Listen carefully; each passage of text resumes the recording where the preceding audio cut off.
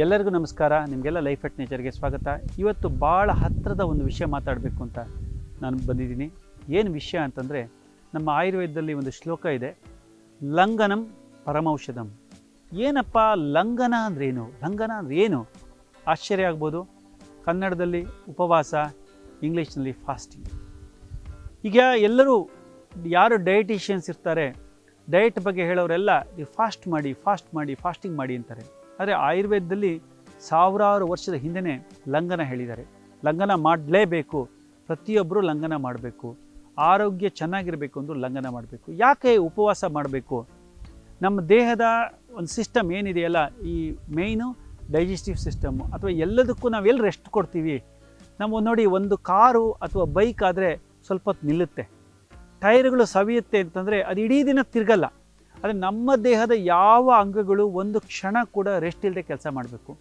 Heart ಅಂತೂ ನಿಮಿಷಕ್ಕೆ 70 ಸಾರಿ ಬಡ್ಕೊಬೇಕು. ಇಷ್ಟೆಲ್ಲ ಕೆಲಸ ಮಾಡೋ ನಮ್ಮ ಅಂಗಗಳಿಗೆ ರೆಸ್ಟ್ ಬೇಡವಾ? ಆ ರೆಸ್ಟ್ ಕೊಡೋದಕ್ಕೆ ಲಂಘನ ಬೇಕು.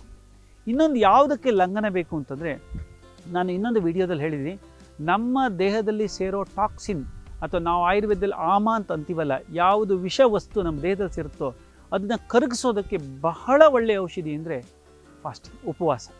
ಯಾಕಂದರೆ ನಾವು ಉಪವಾಸ ಮಾಡಿದಾಗ ಏನಾಗುತ್ತೆ, ನಮ್ಮ ದೇಹಕ್ಕೆ ಎನರ್ಜಿ, ಏನು ಕ್ಯಾಲೋರಿ ಅಂತಾರೆ, ಎನರ್ಜಿ ಅಂತಾರೆ, ಅದು ಎಲ್ಲಿಂದ ನಾವು ಪ್ರತಿ ಸತಿ ಊಟ ತಿಂತಾ ಇದ್ದರೆ ಅದನ್ನೇ ಬಳಸ್ಕೊಳುತ್ತೆ. ಯಾವಾಗ ನಾವು ಉಪವಾಸ ಮಾಡ್ತೀವೋ ಆವಾಗ ನಮ್ಮ ದೇಹದಲ್ಲಿ ಶೇಖರಣೆಯಾದ ಕೊಬ್ಬಿರ್ಬೋದು ಅಥವಾ ಟಾಕ್ಸಿನ್ ಇರ್ಬೋದು, ಇವೆಲ್ಲ ಬಳಕೆ ಆಗುತ್ತೆ ಇಂಧನ ಆಗಿ. ನಾವು ಸ್ಟಾಕ್ ಮಾಡಿಟ್ಟಿರ್ತೀವಿ ಡೆಪಾಸಿಟ್ಸು.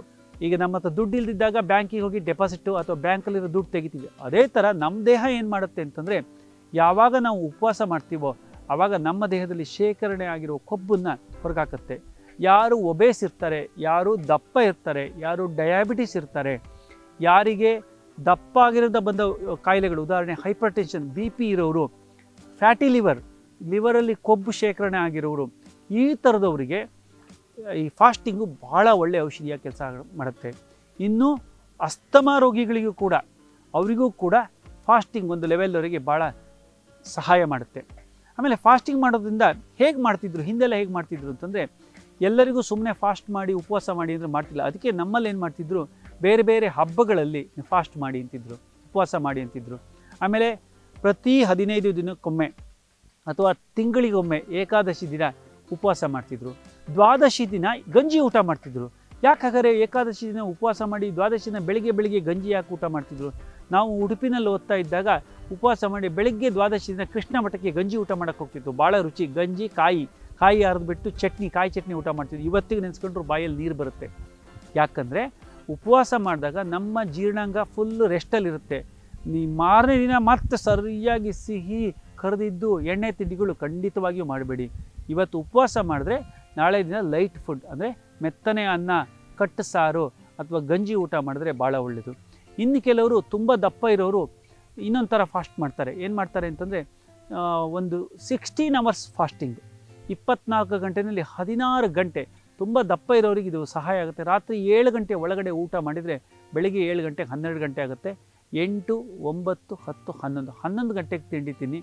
ಮತ್ತು ಅತಿ ಸ್ಥೌಲ್ಯರು ಉಪವಾಸ ಮಾಡುವಾಗ ಈ ಥರ ಉಪವಾಸಗಳನ್ನು ಅಂದರೆ 12 ಅವರ್ ಫಾಸ್ಟಿಂಗು, 16 ಅವರ್ ಫಾಸ್ಟಿಂಗ್ ಮಾಡ್ಬೋದು. ಆವಾಗ ಏನಾಗುತ್ತೆ, ಜಾಸ್ತಿ ಹೊತ್ತು ಉಪವಾಸ ಮಾಡಿದಾಗ ನಮ್ಮ ದೇಹಕ್ಕೆ ಬೇಕಾದ ಏನು ಎನರ್ಜಿಯನ್ನು ಈ ಕೊಬ್ಬು ಅಥವಾ ಕೊಬ್ಬಿಂದ ತಗೊಂಡು ಅದು ಏನು ಕ್ಯಾಲೋರಿ ಅಥವಾ ಎನರ್ಜಿನ ಕೊಬ್ಬು ಬಳಕೆ ಆಗುತ್ತೆ, ಅಂದರೆ ಇಂಧನವಾಗಿ ಬಳಕೆ ಆಗುತ್ತೆ. ಹಾಗಾಗಿ ಕೊಬ್ಬು ಕರಗುತ್ತೆ. ಹಾಗಾಗಿ ನಿಮಗೆಲ್ಲ ನಾನು ಹೇಳ್ತಿರೋದು ಇಷ್ಟೇ, ಉಪವಾಸ ಬಹಳ ಒಳ್ಳೆಯದು. ಜೊತೆಗೆ ಉಪವಾಸ ಆದ ಮಾರನೇ ದಿನ ಲೈಟ್ ಫುಡ್ ತೊಗೊಳ್ಳಿ. ಜೊತೆಗೆ ಜಾಸ್ತಿ ಕೊಬ್ಬಿರೋರು ಬೇರೆ ಥರ ಉಪವಾಸ ಮಾಡ್ಬೋದು. ಏನಂತಂದರೆ, ಈಗ ಪೂರ್ತಿ ನಮಗೆ ಉಪವಾಸ ಮಾಡೋಕ್ಕಾಗಲ್ಲ ಅನ್ನೋರು ಒಂದಿನ ಬರೀ ತರಕಾರಿ ತಿನ್ನೋದು. ಇದು ವಿಶೇಷವಾಗಿ ಕೊಬ್ಬಿರೋರು, ಸ್ಥೌಲ್ಯರು, ತುಂಬ ತೂಕ ಇರೋ ಬರೀ ತರಕಾರಿ, ಅವತ್ತಿನೇನೂ ಇಲ್ಲ. ಸೌತೆಕಾಯಿ, ಎಳೆ ಸೌತೆಕಾಯಿ ತಿನ್ಬೋದು, ಅಥವಾ ತರಕಾರಿ, ನೀರು, ಎಳನೀರು, ಈ ಥರ ಬರೀ ದ್ರವಾಹಾರ, ಬರೀ ಎಳನೀರು ಕುಡಿಯೋದು, ಸ್ವಲ್ಪ ಬೆಲ್ಲದ ಪಾನಕ ಕುಡಿಯೋದು, ನೀರು ಕುಡಿಯೋದು, ಬರೀ ಇಷ್ಟರಲ್ಲೇ ಬರೀ ದ್ರವಾಹಾರದ ಒಂದು ಉಪವಾಸ ಮಾಡ್ಬೋದು. ಇಲ್ಲ ಬರೀ ತರಕಾರಿ ಫಾಸ್ಟಿಂಗು. ತರಕಾರಿ ಅಂದರೆ ಸಾಧಾರಣ ನಮ್ಗೆ ತಿನ್ನೋಕ್ಕೆ ಇಷ್ಟ ಆಗೋದು ಎಳೆ ಸೌತೆಕಾಯಿ ತಿನ್ಬೋದು, ಇಡೀ ದಿನ ಸೌತೆಕಾಯಿ ತಿನ್ಕೊಂಡಿರೋದು.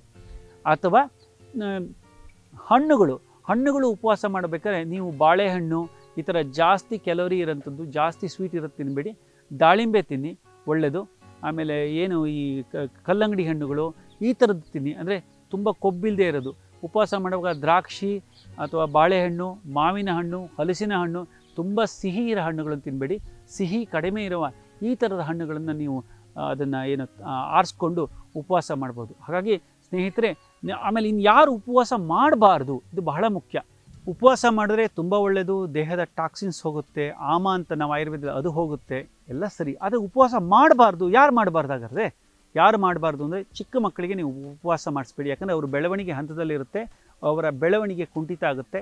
ಒಂದು 14 ವರ್ಷ 15 ವರ್ಷ ಆಗಲಿವರೆಗೆ ಉಪವಾಸ ಅಷ್ಟೊಂದು ಒಳ್ಳೆಯದಲ್ಲ. ಬೆಳೆಯೋ ಮಕ್ಕಳಿಗೆ ಶಕ್ತಿ ಬೇಕು, ಆಟ ಆಡ್ತಾರೆ, ಅವರಿಗೆ ಆವಾಗ ಶಕ್ತಿ ಬೇರೆ ಥರ ವಿನಿಯೋಗ ಆಗೋದ್ರಿಂದ ಅದು ಬೇಡ. ವಯಸ್ಸಾದರೂ ತುಂಬ ವಯೋವೃದ್ಧರು ಉಪವಾಸ ಮಾಡಬೇಡಿ. ಸಕ್ಕರೆ ರೋಗಿಗಳು, ನೀವು ಔಷಧಿ ತೊಗೊಳ್ತಿದ್ದೀರಾ, ಉಪವಾಸ ಮಾಡಿದ್ರೆ ಗ್ಲೂಕೋಸ್ ಕಡಿಮೆ ಆಗಿ ಹೈಪೋಗ್ಲೈಸಿಮಿಯಾ ಅಂತ ಆಗುತ್ತೆ. ಅವ್ರಿಗೆ ಕೆಲವೊಂದು ಶಾಕ್ ಅಂದರೆ ಮೂರ್ಛೆ ಕಳ್ಕೊಬೋದು. ಹಾಗೆ ಸಕ್ಕರೆ ರೋಗಿಗಳು ಮಾಡಬೇಡಿ. ಹಾಗೆ ಕ್ಯಾನ್ಸರ್ ರೋಗಿಗಳು, ಕ್ಯಾನ್ಸರ್ ಬಂದಿರುವಂಥ ಆ ಥರದವರು ಉಪವಾಸ ಮಾಡಬೇಡಿ. ಕೀಮೋಥೆರಪಿ, ಕ್ಯಾನ್ಸರಿಂದ ಕೀಮೋಥೆರಪಿ ತೊಗೊಳ್ತಿದ್ದರು, ಅವರು ಉಪವಾಸ ಮಾಡಬಾರ್ದು. ಸ್ಥೌಲ್ಯರಿಗೆ ಒಳ್ಳೆಯದು, ಸ್ಥೌಲ್ಯರಿಗೆ ಉಪವಾಸ ಒಳ್ಳೆಯದು. ಆ ಸ್ಥೌಲ್ಯ ಇದ್ದು ಡಯಾಬಿಟಿಕ್ ಇದ್ದರೆ, ಅಂದರೆ ತುಂಬ ದಪ್ಪ ಇತ್ತು, ಡಯಾಬಿಟಿಸ್ ಇದ್ದರೆ ನೀವು ಉಪವಾಸ ಮಾಡಬೇಡಿ. ಆ ಥರದವರು ನಾನು ಹೇಳಿದ್ನಲ್ಲ, ಬರೀ ಹಣ್ಣಿನ ಉಪವಾಸ, ಹಣ್ಣು ತಿನ್ನೋದು, ತರಕಾರಿ ತಿನ್ನೋದು, ಈ ಥರದ ಉಪವಾಸ ಮಾಡ್ಬೋದು ತೂಕ ಇಳಿಸ್ಬೇಕು ಅಂತಂದರೆ. ಸ್ನೇಹಿತರೆ, ಉಪವಾಸ ಲಂಘನಂ ಪರಮೌಷಧಂ. ಉಪವಾಸ ಭಾಳ ಒಳ್ಳೆಯದು. ಆದರೆ ಯಾರು ಮಾಡಬೇಕು, ಯಾವ ಥರ ಮಾಡಬೇಕು, ಎಷ್ಟು ಮಾಡಬೇಕು ಅಂತ ನಾನು ಹೇಳಿರೋ ಈ ಮಾಹಿತಿಗಳನ್ನ ನೀವು ಅನುಸರಿಸ್ಕೊಂಡು ಉಪವಾಸ ಮಾಡಿದ್ರೆ ಖಂಡಿತವಾಗಿಯೂ ಆರೋಗ್ಯಕ್ಕೆ ಒಳ್ಳೆಯದು. ಆರೋಗ್ಯವಂತ ಆಗಿರುವವನು ಪ್ರತಿ ವಾರಕ್ಕೊಮ್ಮೆ ಅಥವಾ 15 ದಿನಕ್ಕೊಮ್ಮೆ ಅಥವಾ ತಿಂಗಳಿಗೊಮ್ಮೆ ಸಂಪೂರ್ಣ ಆರೋಗ್ಯವಂತನು, ಏನು ತೊಂದರೆಯಲ್ಲಿದ್ದರೂ ಉಪವಾಸ ಮಾಡೋದು ಬಹಳ ಒಳ್ಳೆಯದು. ನಿಮ್ಮ ಜೀವನ ಚಟುವಟಿಕೆಯಿಂದ ಕೂಡಿರುತ್ತೆ, ಒಂಥರ ಉತ್ಸಾಹ ಇರುತ್ತೆ.